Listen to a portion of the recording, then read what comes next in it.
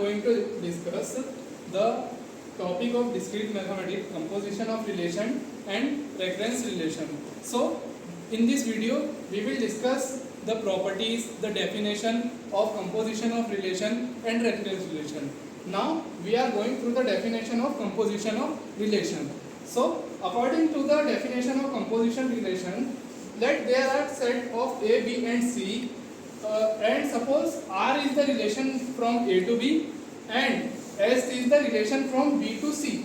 The composition of R and S denoted by SOR from A to C, where A is the element of A and C is the element of C. Also B is the element of B, such that AB is the element of R and BC is the element of S. So the AC is the element of SOR. So guys, let me see the example of composition of relation through one question. Here we have set A, set B and set C, and there are some elements in the three of set.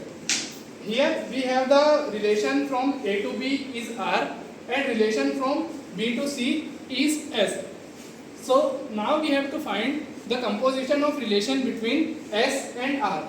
So according to the definition, we have found the composition of relation between S and R is the elements in the sets 1 1, 1 2, 1 3, 1 4 and so on.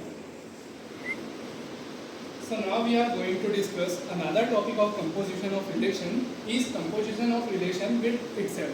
So the relation ROS is known as the composition of R and S if R is a relation from a set A to itself.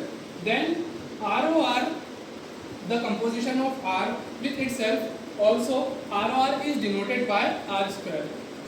So guys, we have discussed our two topics, composition of relation and composition of relation itself.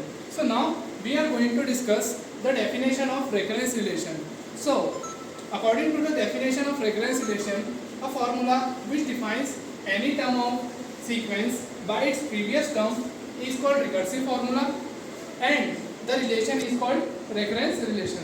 So one of the best example of recurrence relation is Fibonacci series. So guys, now we are going to discuss the example of recurrence relation. In mathematics, we can see many examples of recurrence based on series and sequence pattern. Let us see some of example here. Factorial representation, we can define factorial by using of recurrence relation. By the definition of recurrence relation, we see the first number is dependent, the second number is dependent on its value of first number and the third number is dependent for its value for second number and so on. Now another example of recurrence relation is Fibonacci number.